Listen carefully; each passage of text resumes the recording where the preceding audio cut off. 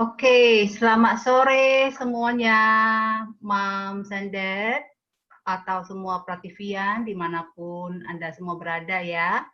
Kita berjumpa, selamat sore, ya terima kasih atas ucapannya lagi tadi. Kita kembali bertemu sore ini dalam acara Parents Chit Chat ya, bersama Peace.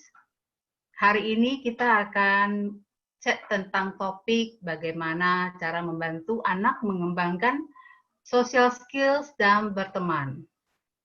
Mohon maaf, ini suara saya kira-kira jelas nggak ya?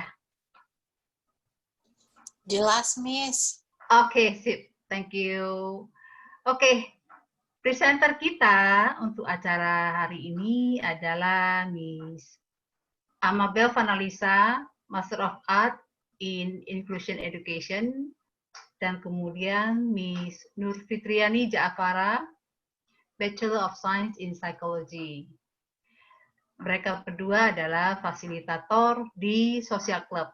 Nah, Social Club itu adalah klub yang ada di Peace yang memang mengcater semua member yang ada di dalam klub itu untuk saling berbagi dan belajar tentang social skills ya. Bagaimana kalian untuk berteman dan mengembangkan persahabatan begitu. Selain itu juga social club juga berusaha untuk mengembangkan independent skills kepada anak-anak dan remaja. Nantinya kita semua akan belajar lebih banyak dari sharing yang diberikan oleh Miss Bella dan Miss Fitri, ya. Oke, Moms and Dad, jangan lupa sediakan minuman kesukaannya, baik teh, kopi, ataupun apa aja. Kita santai aja ya, kita saling berbagi, saling ngobrol aja tentang bagaimana kita mengembangkan kemampuan sosial kepada anak-anak dan remaja. Baik, saya persilahkan Miss Bella dan Miss Fitri untuk, ayo silakan untuk share tentang apa yang ingin dibagikan kepada kita semua sore hari ini. Terima kasih. Oke, terima kasih Miss Mary untuk intronya. Baik. Suara saya bisa terdengar oke? Oke, saya sambil share screen di sini, jadi parents juga bisa lihat beberapa dari materi yang sudah kita siapkan. Untuk presentasi saya duluan, nanti setelahnya baru Miss Fitri. Oke, jadi hari ini kita ngobrol santai aja tentang membantu anak, tentang social skills, dan juga pertemanannya. Maupun itu di setting yang sekarang mereka punya, ya di rumah, home learning, ataupun juga di sekolahnya nantinya. Dan saya mau mulai dengan bertanya, pernahkah kita mengalami hal-hal ini?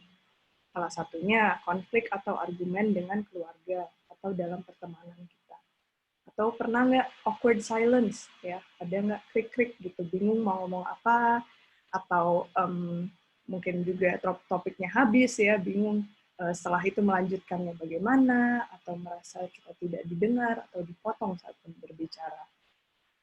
Mungkin ada yang pernah experience ini sebelumnya. Oke, kita lanjut. Kalau sudah ada yang pernah experience ini, kita akan ngomong next tentang apa saja yang sebenarnya anak butuhkan. Nah, kalau tadi itu kan ada nggak ya kita merasa sendirinya kesulitan dalam social skills?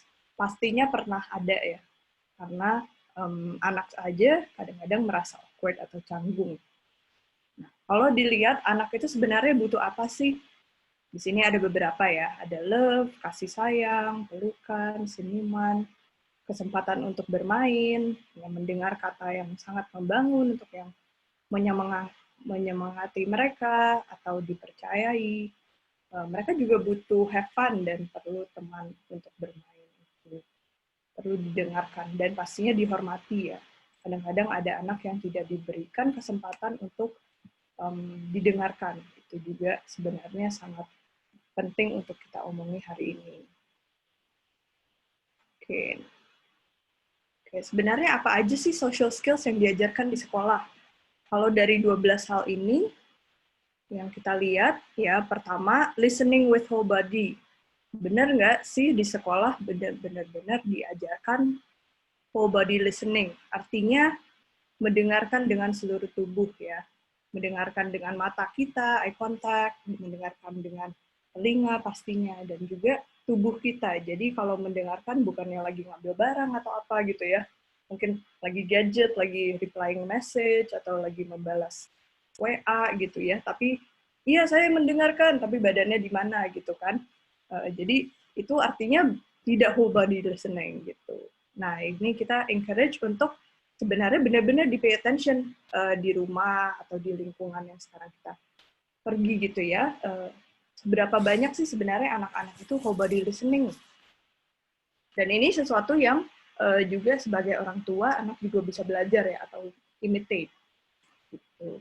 Nah keduanya adalah taking turns.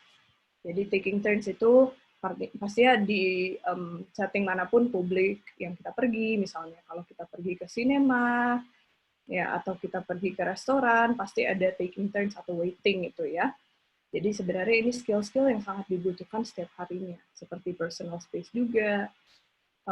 Kadang-kadang ada orang yang oke dengan pelukan yang sangat erat, ada orang yang kayaknya saya butuh space deh, gitu. Dan kita harus mengerti itu juga. Mungkin kalau di sekolah following directions ada ya, tapi mungkin untuk using manners atau sopan santun tidak selalu gurunya melihat. Contohnya misalnya kalau lagi makan siang, belum tentu semua guru akan melihat anaknya benar-benar makannya dengan sopan santun meja makan nggak ya, gitu. Mungkin sendoknya juga digunakan dengan tata cara yang benar dan sebagainya, gitu ya. Having a positive attitude, sebenarnya mempunyai sikap positif juga sebenarnya salah satu dari social skills. Misalnya, kalau pengen banget nih anaknya ke restoran ini, tapi restorannya tutup, misalnya nggak dapet gitu. Dan dia lagi marah gitu, emosi gitu, nggak senang. Jadi itu kan contohnya attitude yang kurang positif ya.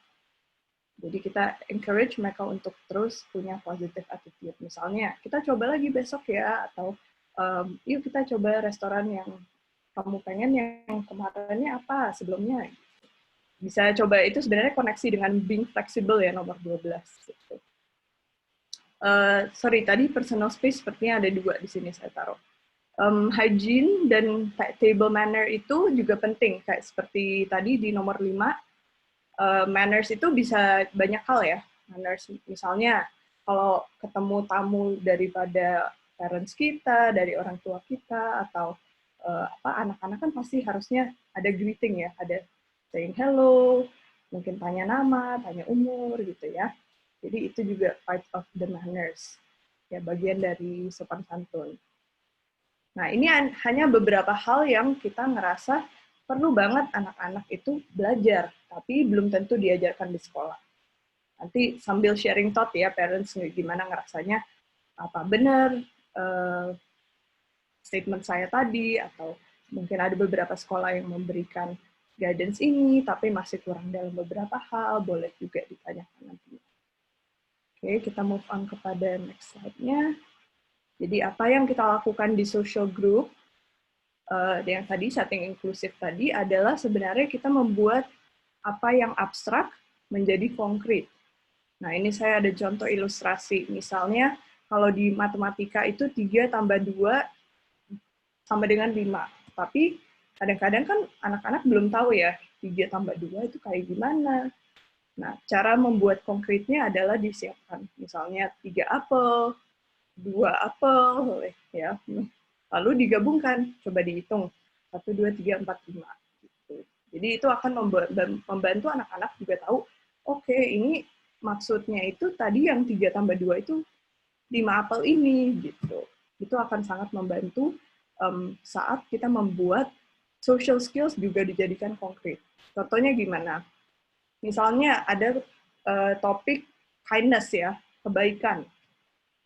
Kalau ditanya, gimana sih caranya kita mempertunjukkan gimana kita bisa baik pada orang lain? Nah, itu kan bisa banyak hal ya sebenarnya ya. Sebenarnya bisa dengan kita membantu orang, bisa dengan kita mendengarkan orang, ya banyak hal sebenarnya. Tapi itu kadang-kadang masih menjadi sesuatu yang abstrak. Makanya kita bisa bantu dengan membuat step by step aktivitas atau program seperti itu. Nah, kalau di sini dalam setting grup yang kita lakukan di social group, anak itu diberi kesempatan untuk berpartisipasi, bermain, mengeksplor, dan juga belajar bersama. Nah, pointer di sini itu mereka juga bisa menunggu dan memberi teman yang lain kesempatan untuk mencoba. Dan juga belajar whole body listening ya, kayak tadi saya bilang itu. Dari tangannya, dari kakinya, dari mata, dan dari telinga juga. Dan juga kalau mereka melakukan kesalahan, misalnya mereka belum successful dalam hal itu, nggak apa-apa, bisa dicoba lagi. Dan juga ada teman yang membantu mereka. Jadi sebenarnya hal-hal yang kita lakukan di social group ini juga sangat bisa membantu anak-anak yang merasa belum nyampe mungkin pengertian yang tadi konkret ini ya, bisa dibantu gitu. Jadi dari situ juga bisa belajar kebaikan, melakukan hal yang baik untuk orang lain, dan juga bisa mengerti perbedaan, di mana beberapa orang mungkin lebih quiet, lebih nggak gitu banyak ngomong, beberapa orang harus disamperin dulu gitu ya. Kita belajar juga kan di grup beda-beda gitu kan, orangnya juga berbeda-beda semuanya. Jadi kita juga belajar thinking of other people. Ini sebenarnya hal-hal yang dari rumah juga penting sekali untuk diajarkan. Gitu. Jadi hari ini saya dan Miss Fitri akan sharing 4 hal dari konsep yang kita punya yang bisa digunakan maupun di rumah atau juga di setting lainnya. Gitu. Pertama itu penting sekali untuk anak belajar self-reflection. Nah sebenarnya reflection ini adalah kata yang sangat besar ya. Jadi mungkin kita gunakan am I, ... apakah aku, gitu ya. Jadi dari apakah aku ini, kita lihat, bisa dibilang, aku dengerin nggak sih orang lain, gitu misalnya. Am I listening to other people talking?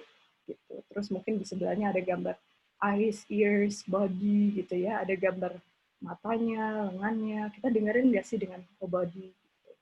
Nah, ini sebenarnya bantu anak-anak juga untuk lebih kepada observasi diri ya, lebih kepada ngelihat, saya benar nggak sih tadi di grup ini atau di keluarga ini, saya mendengarkan nggak sih saat mama atau papa bicara, atau saat guru lagi bicara. Next-nya kayak tadi yang saya bilang itu waiting for your turn ya, menunggu giliran. Jadi kalau menunggu giliran ini juga bisa dalam bermain game kita ajarkan, bisa juga dalam aktivitas misalnya memasak bareng, atau banyak ya sebenarnya aktivitas yang bisa dilakukan. Gitu. Dan ini skill yang sangat diperlukan nantinya dianya besar, mau sabar gitu menunggu gilirannya. Terus juga penting sekali saat orang berbicara kita melihat kan ya, untuk memberi atensi dan juga memberi perhatian itu. Cara kita melihat juga sebenarnya, kalau misalnya ya saya kasih contoh ya, kalau saya lagi melihat tapi saya ngelihatnya sambil ngelakuin sesuatu nih, saya bilang, oh ya ini saya lagi ngeliatin ini nih, tapi sambil lagi ngerjain yang lain gitu. Itu sebenarnya kan saya tidak ngelihat full gitu ya, atensi saya lagi ngeliatin lainnya. Nah sebenarnya anak-anak juga nangkep tuh. Jadi misalnya nih kalau ada orang tua yang bilang, oke, saya mau main sama kamu, tapi lagi sambil ini lagi ngurusin Gojek dulu gitu ya, atau apa gitu. Sebenarnya anak-anak juga lihat, kayaknya nggak dengerin deh tadi ya misalnya. Dan kadang-kadang interesting banget, anak-anak tuh benar-benar bisa nangkep loh, misalnya gerak-geraknya kita gitu. Dan mereka bisa benar-benar nangkep. Nantinya dia lakukan juga ke depannya sama mereka gitu, sebagai contoh. Jadi terus juga penting kita stay on topic ya. Jadi misalnya kita lagi bicara apa, misalnya lagi bicara tentang makanan di meja makan, nggak tiba-tiba lari topik saat orangnya lagi bicara apa kita potong. Gitu. Jadi itu adalah satu skill juga yang kita bisa ajarin, social skills nantinya ke depannya dia sama teman-teman juga dia bisa mendengarkan temannya dan juga bisa connect ya dalam topik yang sama. Gitu. Oke, dan kita juga ajarin how to tidy up after play. Kenapa sebenarnya ini penting? Ini mengajarkan mereka cara bisa responsible gitu ya. apapun yang dia ambil, maupun itu dari box-nya dia sendiri atau box-nya orang lain, tetap harus di-tidy up, atau tetap harus minta izin ya kalau itu punya orang lain, gitu misalnya. Nah, sebenarnya hal-hal ini itu kalau dalam group setting, mereka senang banget kalau kita taruh checkbox di sebelahnya. Jadi rasanya kalau udah dicek semuanya itu komplit gitu. Terus kita akan clap dan kita bilang, good job, you did everything, gitu. Jadi, inilah untuk self-reflection tadi ya. Ini adalah pointer beberapa yang bisa digunakan juga di rumah, tapi tidak harus selalu ditulis gitu ya, bisa juga dibicarakan gitu. Next-nya saya mau bicara tentang behavior change. Jadi ini behavior perilaku ini kita harus bicarakan apalagi dari anak umur masih usia dini gitu ya. Mungkin tidak harus dalam bentuk benar-benar setiap hal yang dia lakukan kita buat behavior change, tidak perlu kaku gitu ya. Tapi ini hanya digunakan saat mungkin dia ada kesulitan untuk benar-benar mengerti reaction aku atau reaction orang lain itu ada nyangkutannya dengan apa yang saya lakukan gitu. Ini saya kasih contohnya ya. Jadi ada situasi di bulletin pertama ya, di circle pertama ini. Lalu di tengahnya ada attitude atau behavior, misalnya sikap atau tingkah laku kita. Dan next-nya adalah reaksi, people's reaction atau konsekuensinya. Apakah itu ya? Misalnya ini saya kasih contoh. Teman kita nih tidak sengaja menumpahkan air ke baju kita, gitu ya. Nah, reaksinya contohnya marah kepada teman, tidak senang gitu ya. Lalu apa reaksi dari teman atau mungkin gurunya? Nah, di sini saya taruh mungkin orang sekitar jadi bingung dan juga merasa bersalah. Nah, sebenarnya kalau kita bicarakan, kalau air tumpah ke baju tuh normal nggak sih? Pernah nggak sih terjadi? Ya, sering kan ya malah kadang-kadang gitu ya, lagi pusing apa bawa barang tumpah gitu. Dan reaksi kita, kalau itu bukan masalah yang besar, harusnya tidak terlalu ekstrim gitu ya. Nggak usah marah, mungkin ya kita sama-sama lap gitu ya, sama-sama dibantu. Dan reaksi orang juga jadi enak gitu kan ya. Itulah salah satu contoh di mana behavior change ini bisa membantu anak. Nah, sebenarnya dalam grup juga, misalnya kalau kita lagi bicara dalam grup, tapi ada yang topiknya dipotong. Lalu reaction orang kan mungkin jadi bingung ya, jadi mungkin sedih karena dia lagi berbicara, tapi dipotong. Dan reaction teman lainnya, loh kok begitu gitu kan ya. Jadi mungkin mereka juga dikasih tahu orangnya gitu. Jadi ini bisa apply dalam banyak konteks gitu. Oke, sekarang saya mau jump into apa yang bisa dilakukan di saat pandemi ini, karena kan pastinya semuanya lewat Zoom ya. Karena lewat Zoom ini, sebenarnya ada beberapa hal yang kita rekomendasi, yaitu mengikuti aktivitas online ya. Kalaupun ada misalnya Playday, Sensory Box, sebenarnya PIS juga akan ada acara yang dalam minggu depan ya, akan ada acara gitu, 2 minggu setelahnya. Dan juga bisa bermain di luar, misalnya ada kebun atau taman di dekat rumah, tapi yang aman pastinya ya, harus dicek. Ataupun misalnya ada kotak kosong dan air gitu ya, ditambahin sabun, ditambahin pewarna sedikit, dan membuat bubble ya, bermain bersama gitu. Itu juga bisa jadi option lainnya. Jadi dihindarilah tempat-tempat publik ya, karena juga lagi tidak aman sekarang. Jadi untuk itu bisa juga di-follow ke Peace account atau di social club. Karena kita juga membuat aktivitas dan parents cecat berikut-berikutnya juga bisa diikuti ya. Oke, saya pass on the platform ke Ms. Fitri.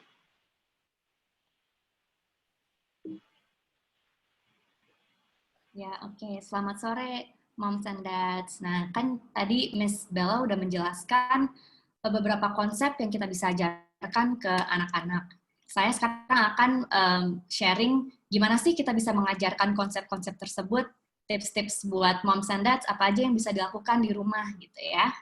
Oke, boleh next, Miss Bella?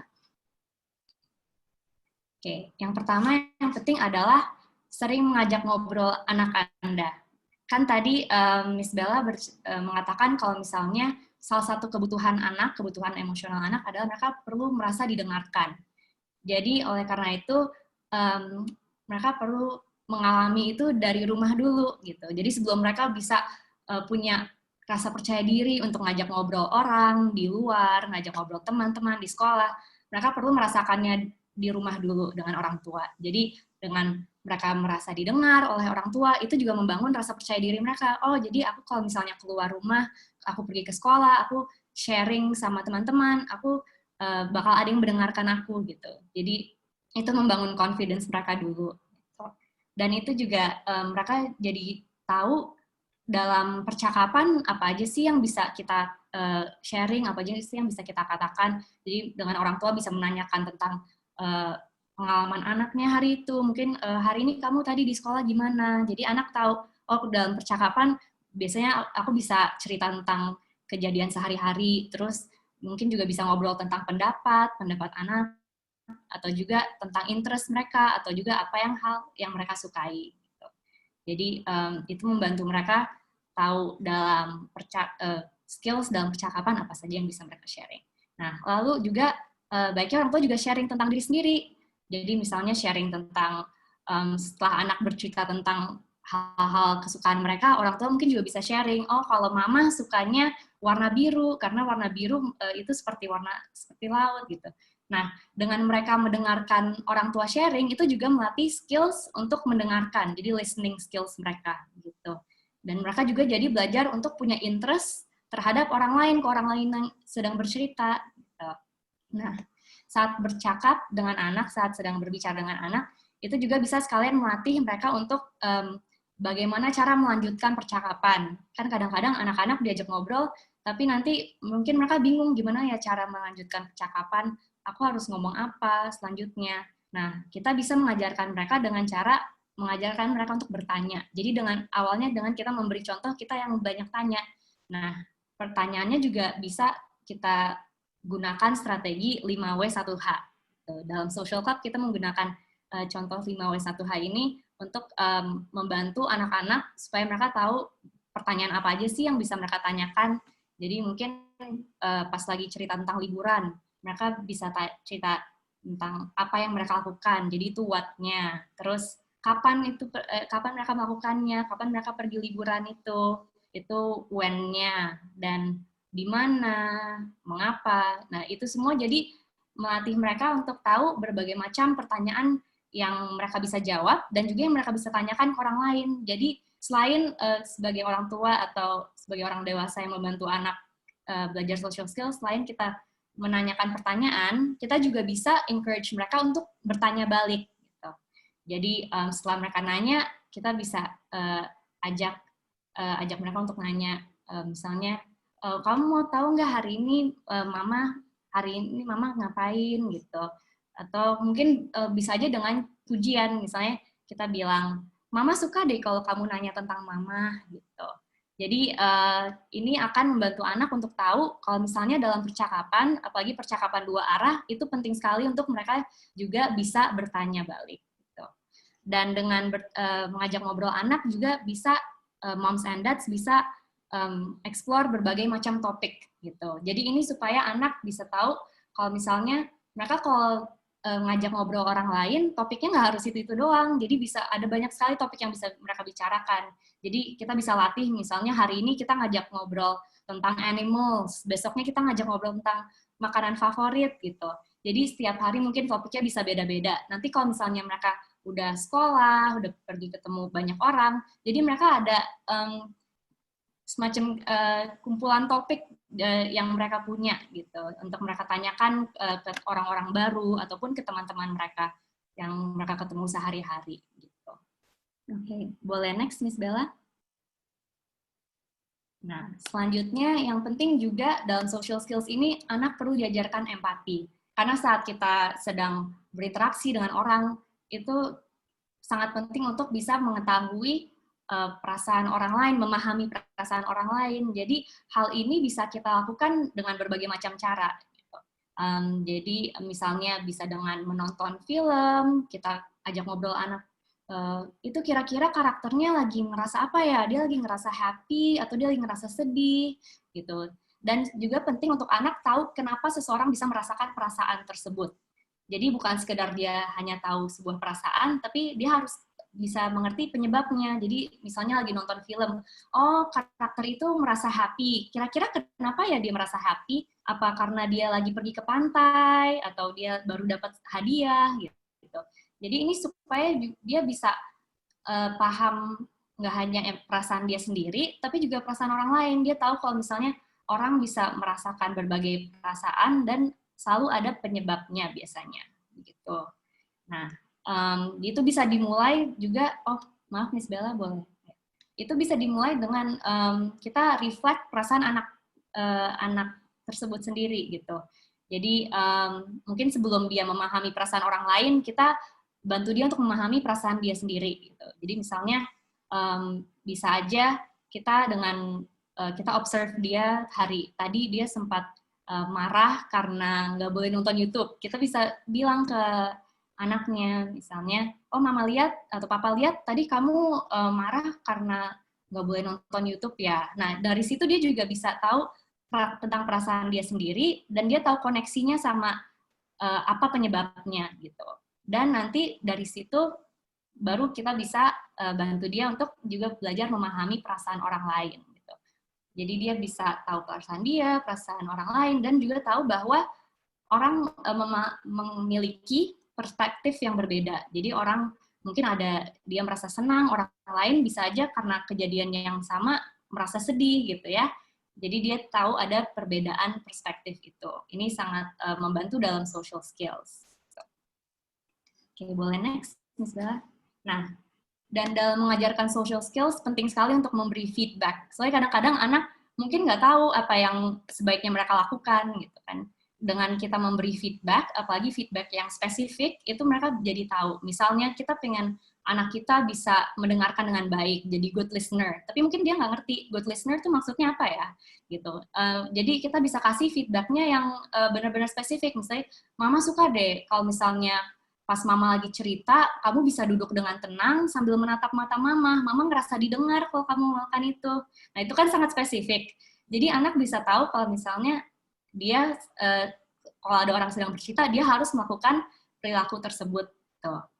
Nah, dan itu bisa dilakukan untuk perilaku social skills apa aja. Jadi setiap kali dia melakukan sharing atau taking turns, jadi itu bisa dikomplement. Jadi anak dengan diberi pujian itu dia juga terjadi itu sebagai penguatan. Jadi dia tahu, oh aku kalau misalnya aku melakukan ini lebih sering, orang lain mungkin bisa lebih senang gitu ya. Dan berikutnya, kalau kita mau kasih feedback, misalnya feedbacknya itu bukan pujian, jadi kita mau mengkoreksi apa yang dilakukan, itu kalau bisa tetap dikatakan secara positif. Jadi kita kasih feedbacknya tetap dengan cara yang membangun gitu. Jadi misalnya anak kita rebut mainan anak lain, tapi dia nggak minta izin dulu. Nah mungkin bisa diajak ngomongnya daripada dimarahi langsung dibilang jangan, mungkin bisa dikasih tahu, oh tadi Mama lihat kamu langsung rebut mainannya, mungkin lain kali kamu bisa minta izin dulu, tanya dulu, boleh nggak aku pinjam mainannya, gitu. Jadi dia tahu, bukan hanya dia tahu itu nggak boleh, tapi dia jadi tahu apa yang dia bisa lakukan. Jadi pengganti perilakunya itu apa, gitu. Dia tahu secara spesifik. Oke, berikutnya Miss Bella. Nah, lalu sebenarnya yang paling penting itu dari itu semua adalah kita menjadi good role model juga buat anak-anak. Apakah kita sudah menunjukkan itu semua tadi, misalnya empathy, apakah kalau misalnya orang lain marah kita bisa memahami gitu. Terus apakah saat anak sedang ngajak ngobrol kita bisa mendengarkan dengan baik. Tadi seperti Miss Bella cerita, apakah mungkin dengerinnya nggak sambil jawab WA gitu ya. Nah, itu sangat penting karena actions speak louder than words. Jadi anak-anak bakal lebih memahami kalau misalnya kita menunjukkan daripada kita hanya mengatakan. Misalnya kita bilang, oh kamu kalau makan harus yang sopan dong. Itu terlalu abstrak bagi mereka. Jadi tadi seperti Miss Bella bilang, kita harus tunjukkan contoh yang konkret. Nah, dan hal yang paling konkret itu adalah dengan kita sendiri menunjukkannya dalam perilaku kita. Nah, dan kalau bisa dilakukan dalam keseharian. Jadi sebagai parent atau sebagai orang yang lebih dewasa, bisa kita yang menunjukkan bagaimana sih menunjukkan social skills dalam sehari-hari, social skills yang baik dalam sehari-hari. Nah, hal ini juga bisa dilakukan dengan role play. Jadi bisa aja kalau misalnya lagi mau ngajarin social skills yang spesifik gitu, misalnya mau ngajarin sharing, bisa dengan role play. Misalnya moms and dads bisa tunjukin dulu kan, jadi ada konsep I do, we do, you do. Jadi kalau mengajarkan social skills, kita dulu yang menunjukkan I do, lalu we do itu dilakukan bersama dengan anak. Itu jadi kita masih membantu anaknya. Kalau you do itu, kalau bisa mereka udah independen, udah bisa melakukan skill itu sendirian. Mungkin bisa dengan kita kasih pujian kalau mereka dapat menunjukkannya, tapi kalau bisa itu mereka udah independen kalau you do. Nah, jadi misalnya kalau role play juga bisa misalnya dalam sharing gitu ya. Jadi mungkin moms and dads bisa role play sharing dulu. Gimana sih sharing itu seperti apa gitu. Terus nanti setelah anaknya lihat, mungkin role play-nya bisa dilakukan dengan anaknya langsung gitu. Oh, ini kita sekarang coba ya, Mama mau coba sharing sama kamu dalam situasi ini, kamu bakal seperti apa gitu.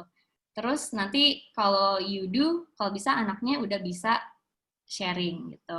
Dan kalau bisa juga dikasih example dan non-example. Jadi maksudnya ini adalah anak tidak hanya tahu contoh baik, tapi mungkin mereka juga tahu contoh tidak baiknya gitu. Misalnya kita tanya, kalau example-nya itu kalau lagi makan, boleh nggak sambil ngomong, itu non-example ya. Jadi boleh nggak sambil ngomong, nanti mereka tahu nggak boleh gitu. Terus kalau makan, kita nggak sambil ngomong gimana? Maksudnya, jadi kita kasih contohnya yang kayak opposite gitu. Jadi yang baik dan tidak baik supaya mereka bisa tahu perbedaannya begitu ya. Jadi dalam mengajarkan skill apapun bisa menggunakan yang example dan non-example gitu. Contohnya lagi, misalnya tadi yang mengajarkan sharing. Kalau misalnya ada teman kamu yang tiba-tiba mau pinjem mainan, terus kamu bolehin gitu, itu bagus atau enggak? Nah, itu example. Kalau non-example, bisa aja teman kamu mau pinjem mainan, tapi kamu malah marah-marah, itu bagus atau enggak? Itu sharing atau bukan gitu ya. Jadi dikasih banyak contoh supaya nanti kalau misalnya udah di dalam situasi nyatanya, mereka jadi udah tahu gitu. Apalagi kalau juga dilakukan dengan role play, kan dengan role play itu mereka tersimpan di memori mereka, itu kan latihan hitungannya. Tapi nanti kalau misalnya mereka udah di sekolah, jadi itu mereka bisa menunjukkan perilaku itu semua dengan lebih mudah gitu, karena mereka udah dilatih, udah terlatih saat di rumah dengan role play itu, atau dengan diberi berbagai macam contoh gitu ya. Oke. Boleh next, Miss Bella? Nah, di dalam social club ini, kami juga ada buddies namanya. Buddies ini adalah role model untuk anak-anak dalam komunitas ini. Jadi misalnya buddies-nya awalnya yang mencontohkan, kan I do, we do, you do. Jadi pertama buddies-nya yang mencontohkan cara memesan makanan misalnya. Terus nanti setelah itu we do, jadi we do kita lakukan bersama. Jadi buddies-nya sama anaknya baru memesan bersama gitu. Nanti kalau misalnya anaknya bingung ngomong apa, nanti buddies-nya masih bantu satu you do itu. Nanti you do biasanya kalau anaknya sudah mengerti, udah tahu harus melakukan apa saat memesan, itu nanti mereka udah bisa sendiri. Jadi udah tahap you do. Gitu. Oke, boleh next.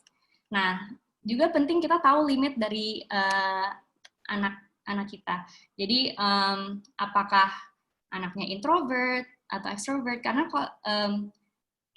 ekspektasi yang kita punya terhadap anak juga harus tetap realistis dan sesuai dengan anak. Jadi nggak bisa dipaksakan, misalnya anaknya introvert atau emang cenderung pendiam, mungkin nggak bisa dipaksakan untuk bisa sangat outgoing dan ngobrol sama semua orang gitu.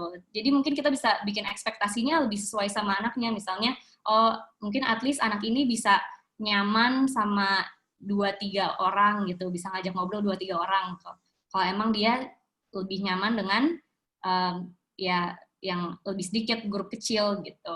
Nah, juga mungkin kalau misalnya anaknya ada anak berkebutuhan khusus, kita juga ekspektasinya bisa disesuaikan, karena kadang-kadang mereka butuh waktu dalam menguasai social skills. Jadi mungkin social skills yang udah bisa ditunjukkan, yang anak-anak seumurannya udah bisa social skills-nya, mungkin udah bisa ngajak ngobrol banyak orang, udah bisa tanya berbagai macam topik. Mungkin anak itu masih dalam tahap dia perlu latih fokusnya dalam menatap mata gitu. Jadi kita sesuaikan ekspektasinya. Gitu. Oke, boleh next, Miss.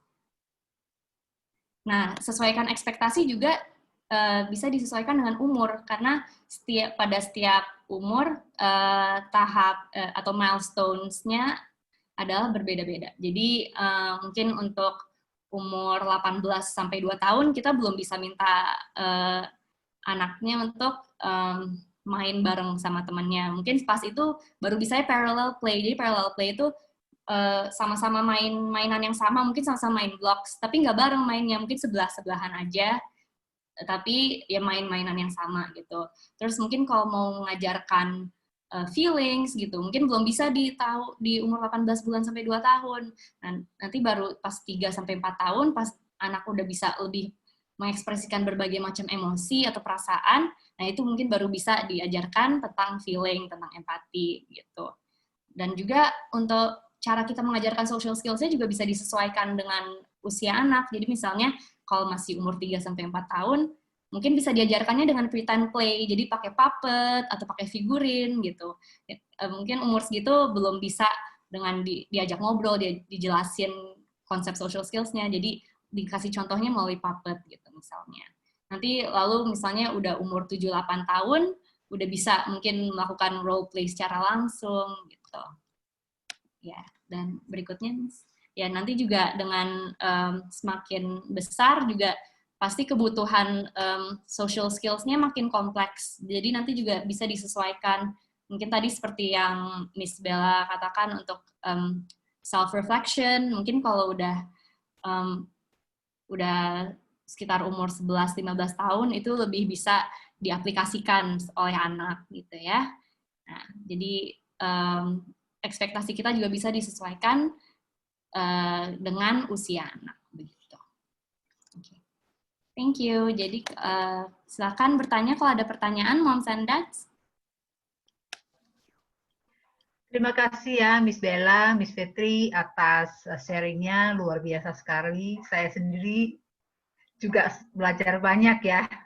Ya tadi misalnya yang bisa approach yang digunakan bisa dengan self-reflection dan behavior change tadi ya. Dan kemudian Miss Fitri juga share tentang how to-nya, bagaimana caranya untuk menerapkan approach yang tadi seperti self-reflection sama behavior change dengan cara misalnya dengan talk to your child ya, kemudian ada teach empathy-nya, give feedback, be a good model, dan kita juga perlu tahu batasan dari anak kita sendiri ya. We have to know our child limit. Terima kasih banyak ya untuk sharingnya. Saya pribadi belajar banyak. Mari kita buka sesi tanya jawab untuk audience. Bila ada yang mau bertanya, silakan boleh melalui chat atau mau ngomong langsung juga. Monggo, monggo, silakan. Apakah ada dari audience yang mau bertanya?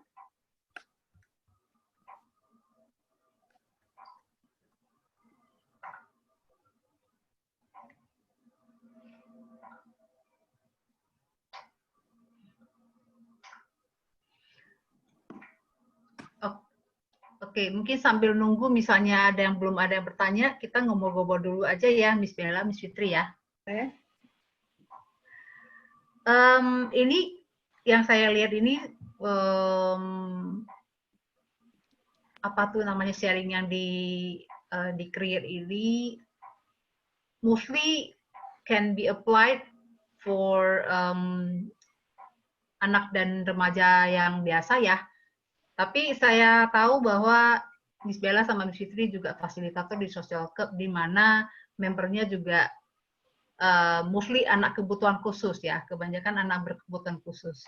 Apakah ini semua bisa di-apply juga ke mereka?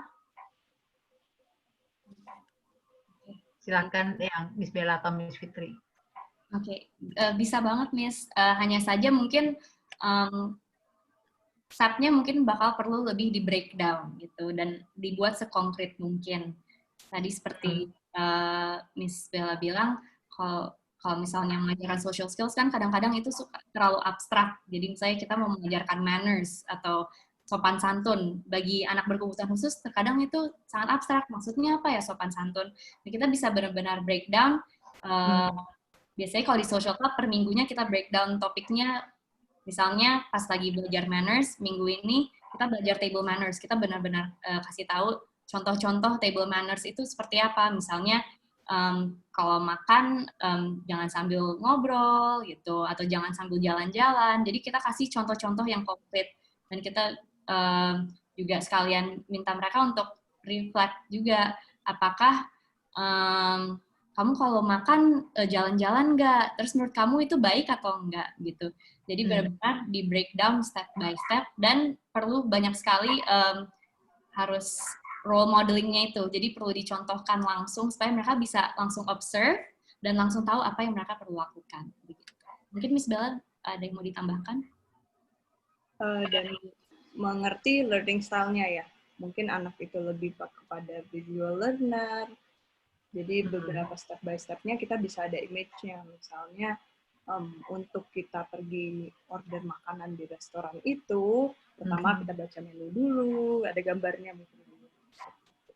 Dan berikutnya. Jadi itu kalau dia visual learner, kalau misalnya dia lebih kepada kinestetik ya, lebih kepada kalau langsung action gitu, itu akan langsung membantu dia. Langsunglah kita langsung ke depan kasirnya, kita tanyakan bersama. Berarti ini di scaffolding ya, kayak task analisis di mana satu action itu dipecah dalam komponen yang lebih kecil ya. Biasanya untuk melatih ini apakah disupport oleh keluarga atau hanya di social club itu fasilitator dan buddies-nya? Biasanya bagaimana ya? Kadang-kadang itu keluarga pastinya yang mungkin banyak ya anggota di keluarganya yang harus diberikan atensi. Jadi kadang-kadang orang tua memberikan kepada kita seperti responsibility-nya tolong dibantu dong gitu, anak saya bisa dalam area ini, tapi bisa juga dia latihan di rumahnya sendiri. Tapi kan pastinya orang tua ada banyak ini ya task-nya ya, tidak hanya mengajar social skills aja, harus yang lainnya juga. Gitu. Jadi sebenarnya kenapa kita mengadakan social group juga untuk itu, memberi space itulah, memberi program itu. Oke. Nah, berdasarkan pengalamannya Miss Fitri sama Miss Bella, berarti ini dengan repetition action ini mereka bisa belajar skill ini ya, karena secara konkret mereka melihat langsung dan langsung apply gitu ya. Begitu kira-kira ya? Iya, betul. Harus dari actionnya sendiri itu. Dan kita lihat progres setiap anak, misalnya kalau anak itu belum dapat dengan cara A, kita coba cara B. Gitu. Oke. Berarti perlu modifikasi juga bagaimana caranya si anak get the skill ya, gitu ya. I see. Baik, Miss Bella, Miss Fitri, ini ada pertanyaan dari Bu Reni. Bagaimana cara mengembangkan social skill anak usia 14 tahun? Ini sudah anak remaja ya. Jika anak agak kurang social skill-nya, atau jika anak sangat kurang social skill-nya, apa yang bisa sangat membantu? Terima kasih pertanyaannya Bu Reni. Silakan Miss Fitri atau Miss Bella boleh merespon. Mungkin saya bisa jawab dulu. Jadi untuk 14 tahun itu kan biasanya udah lebih mandiri, udah bisa mungkin diikutkan dalam kelompok-kelompok. Mungkin kalau dia punya hobi sports atau memasak itu mungkin lebih membantu kalau dia diikutkan dalam kelompok itu, karena biasanya saat anak punya interest dan dia dimasukkan ke dalam kelompok di mana dia punya interest, itu akan lebih mudah untuk mengajak ngobrol teman-temannya karena mereka interestnya sama dan jadi bisa mulai dari situ mereka interaksi dengan bisa ngomongin hal-hal yang mereka sama-sama suka gitu. Jadi penting juga untuk kita tahu interest anak ini apa. Dan kadang-kadang untuk umur remaja itu mungkin kan mereka lebih banyak harus ngobrol ya daripada main gitu kan. Jadi kita bisa bantu dengan skills dalam conversation. Jadi apa aja yang mereka bisa bicarakan dengan teman-teman. Makanya tadi saya jelaskan penting sekali untuk bisa latihan berbicara tentang berbagai macam topik gitu. Jadi anak-anak jadi tahu kalau misalnya ketemu orang baru, apa aja yang bisa mereka bicarakan. Dan selain itu juga penting sekali untuk bertanya balik. Jadi mungkin anak-anak umur segitu mereka sudah mulai conversation-nya, tapi mereka bingung cara melanjutkan conversation-nya gimana ya. Aku harus mengatakan apa lagi nih. Mungkin mereka masih ngerasa awkward gitu. Tapi kalau misalnya mereka udah sering latihan untuk nanya balik gitu, nanti mereka lama-lama akan terbiasa. Jadi dalam situasi baru, dengan orang baru, mereka sudah punya skill itu. Jadi mungkin bisa dilatih di rumah, sering diajak ngobrol, dilatih untuk banyak bertanya gitu. Oke. Nah, ini ada tanggapan dari Bu Reni ya. Justru bahwa dia itu tidak mau, anaknya ini nggak mau ikut kelompok-kelompok apapun karena tidak suka bersosialisasi. Bahkan sama teman dekatnya pun tidak terlalu aktif bersosialisasi. Bu Reni, apakah mau langsung ngobrol aja langsung kalau bersedia, atau kalau mau via chat juga tidak apa-apa? Ya, boleh, nggak apa-apa, Miss. Iya, baik. Jadi ini anaknya kan memang dari kecil itu nggak suka bersosialisasi, bahkan mungkin dari playgroup ya, itu kalau di tempat yang banyak orang tuh sudah nangis terus. Jadi memang cenderungnya dari kecil seperti itu. Nah, tambah masuk usia remaja ini, apalagi dengan adanya home learning ya, ini sebenarnya doa dia yang terjawab, tidak perlu ketemu orang. Cowok cewek ya Bu ya? Cewek. Jadi benar-benar untuk seperti tadi ikut kegiatan, ikut saya suruh dia ngobrol sama bahkan saya pun pengen dia ngobrol sama temannya, entah gimana lah gitu. Karena kan lebihnya suka misalnya lihat YouTube, Instagram, nonton yang dia suka ya, gambar, hobi-hobi begitu. Tapi nggak mau yang bersentuhan dengan orang. Jadi akibatnya itu dia sama orang cuek sekali, tidak simpati. Bahkan kalau misalnya nggak diajak ngomong pun, dia nggak akan ngomong seharian juga nggak masalah gitu.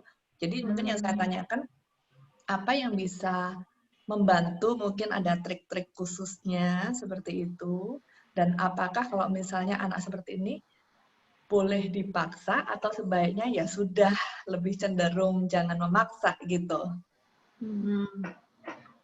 Kalau saya boleh tanya dulu sebelumnya Bu Reni, kalau dia membicarakan gitu ya, saya butuh ini, saya misalnya pengen ini, dia biasanya bicaranya langsung kepada orang tua saja, atau biasanya kayak dibaca gitu, misalnya dia kelihatannya lagi butuh ini nih, langsung dikasih gitu.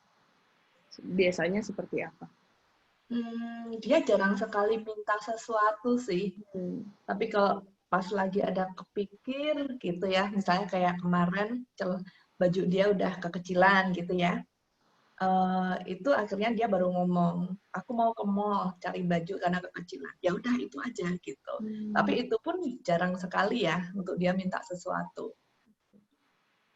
Sebenarnya di social group ini kita juga melakukan assessment ya. Di sana kita juga bisa melihat anaknya lebih individual gitu, bisa lebih new, bisa melihat anaknya, dan bisa juga ya kalau mungkin sekarang kan lewat Zoom ya, tapi lumayan bisa tatapan gitu, bisa melihat gitu. Dan itu juga membantu kita mengerti, karena kan banyak anak itu beda-beda ya alasannya Bu. Bisa jadi memang mungkin masih belum terlalu interested atau belum ada momen di mana di hidupnya dia tuh benar-benar enjoy banget sama teman-teman. Jadi mungkin buat dia itu bukan kebutuhan gitu. Betul. Oh mungkin ini bisa petunjuk sih. Dia suka ngomong begini. dia nggak suka bersosialisasi karena semua orang menyebalkan. Dia bilang gitu. Oke, berarti dia Punya saudara, Bu? Ada 2. Oke. Ada Termasuk sibling sama ya, berarti? saudaranya, jadi nggak interaksi. Oke. Nah, itu juga kadang-kadang terjadi. Misalnya anaknya sudah pernah ketemu sama satu orang ya. Misalnya dewasa yang kurang baik gitu. Nanti dia nggak mau lagi sama orang dewasa. Seperti di generalize gitu ya, Budi. Iya. Besar gitu. Jadi mungkin dia perlu ada momen di mana dia enjoy gitu dalam grup itu dan tidak merasa orang-orang ini. Pasti harus dilihat dulu ya orang-orang yang di grup siapa, apakah akan membantu dia seperti itu. Mungkin pelan-pelan orang yang dia udah kenal dulu dimasukin di sana gitu. Jadi dia juga ngerasa lebih nyaman gitu, lebih bisa terbuka. Ya. Dan kemudian mungkin Ibu sebagai mamanya yang tadi misalnya talk to your child itu mungkin bisa dipraktekkan walaupun misalnya dia enggan untuk nggak mau ngomong deh, tapi kalau saya percaya kalau Ibu consistently tetap mengajak ngomong walaupun responnya mungkin minim, tapi itu dilakukan sering-sering sekali, terus memberikan apresiasi, juga memberikan feedback tadi ya, memberikan feedback misalnya apa yang dia lakukan, oh mama lihat kamu hari ini melakukan ini bagus sekali atau bagaimana gitu ya, mungkin dengan demikian dia akan merasa orang-orang menyebalkan ini sebetulnya enggak sih, mungkin dengan demikian dia akan punya pemikiran yang sebetulnya tidak semua orang menyebalkan kok begitu. Jadi dari lingkungan yang dekat dengan dia dulu itu ada terjalin satu koneksi yang baik, baru kemudian dengan siblingnya mungkin sesudah itu ya, baru kemudian keluar. Memang keluarga itu sangat memegang peranan penting ya, yang tadi Miss Fitri sama Miss Bella sudah infokan tadi saya catat. Dan juga saran kita sih Bu, jangan didorong sampai dia sebel gitu ya. Jangan terlalu banyak dibilangin gitu. Kalau memang maupun didorong itu lebih kepada pelan-pelan gitu. Seperti menyemangatin. Kayak, oh ada acara ini nih, kayaknya seru, mau nggak ikut. Kalau dia nggak mau ya udah gitu. Nantinya juga semoga waktu dia masuk ke dunia mungkin internship atau pekerjaan, dia akan pastinya kan masuk ya kepada social group gitu ya, grup yang harus bicara. Tapi kalau Ibu ngerasa ini concern yang sangat besar, saya sarankan untuk assessment itu sih Bu. Untuk tahu apakah ada trauma di masa lalu yang mungkin membuat dia reluctant untuk bersosialisasi. Ya. Baik Bu Reni, semoga itu membantu. Ya, terima kasih banyak tanggapannya Miss. Sama-sama. Kemudian ini ada pertanyaan dari Ibu Linda Cynthia, Miss Bella, sama Miss Fitri. Jika anak saya usia 4 tahun sangat memilih-milih teman untuk bermain, dan hanya satu orang saja yang dia sukai, apakah itu normal? Sebenarnya ya kalau anak-anak kecil ya, nanti Miss Fitri bisa tambahkan. Tapi biasanya memang cenderung main sama orang yang itu-itu aja gitu ya. Mungkin kalaupun dalam satu grup besar, belum tentu dia menempelkan setiap orang di sana ya. Mungkin hanya beberapa yang dia pilih gitu. Tapi bisa diobserv juga, misalnya nih, kalau dia di lingkungan yang baru, dengan teman yang baru, cenderungnya bagaimana? Apakah dia hanya nempel sama teman yang best friend-nya itu aja, dan setiap lingkungan dia pergi, dia tidak mau berteman, atau karena dia hanya di grup itu, ya cenderungnya di situ gitu. Jadi seperti kita membantu mengerti dia juga, membantu mungkin menganalisa juga gitu dengan cara yang ya mungkin nggak harus ditanya ya, mungkin kita ajak main bareng-bareng sama teman barunya ini, yuk kita main yuk bareng gitu. Miss Fitri, ada yang mau ditambahkan? Silakan. Iya. Mungkin sama halnya dengan kita kadang-kadang juga lebih senang dekat sama orang yang kita memang nyaman gitu ya. Mungkin anak-anak juga ada perasaan seperti itu juga. Nah, tapi bisa juga kita coba cari tahu, oh kira-kira kenapa ya. Mungkin anak umur 4 tahun belum bisa terlalu bercerita kenapa dia milih teman, tapi mungkin bisa dengan kita ajak main, yang itu role play, bisa ditunjukkan role play sambil bermain dengan puppet, misalnya ibu nunjukin, oh ya aku mau bermain sama yang ini karena yang ini baik, yang ini suka berbagi. Jadi menunjukkan kalau banyak orang tuh ada apa ya, ada strength-nya masing-masing, ada kebaikannya masing-masing. Jadi kita nggak hanya bermain dengan satu orang itu aja, tapi orang-orang lain juga baik kok gitu. Itu bisa juga digunakan role play itu. Jadi mungkin bisa ibu dulu nunjukin ibu main puppet, nanti habis itu barengan gitu role play-nya gitu. Iya, ya. Baik, semoga membantu. Bu Linda, adakah ada yang mau ditanyakan lagi? Kalau mau silakan, mau ngomong langsung juga nggak apa-apa. Apakah sudah cukup membantu? Cukup, Miss. Terima kasih. Oke, terima kasih. Oke, baik. Karena waktunya juga sudah jam 4 ya, Miss Bella sama Miss Fitri. Ada lagi yang mau bertanya? Oke, kayaknya sudah nggak ada. Saya ucapkan terima kasih atas kehadirannya semuanya, Moms and Dad, dan semua praktivian yang ada hadir di acara kita hari ini. Saya infokan untuk minggu depan, kita ada acara untuk bagaimana caranya kita membantu anak agar siap untuk belajar. Bersama Miss Irene Peter, founder dari BrainFit. Kemudian di Sabtu berikutnya kita ada acara untuk penanganan tantrum untuk anak usia dini dengan Miss Jennifer Kumarga. Beliau adalah seorang BCBA. Ya, itu saja yang informasi yang mau saya sampaikan kepada Moms and Dad dan praktivian dimanapun Anda semua. Dan karena hari Senin kita merayakan hari ulang tahun kemerdekaan Republik Indonesia yang ke-75, merdeka ya semuanya.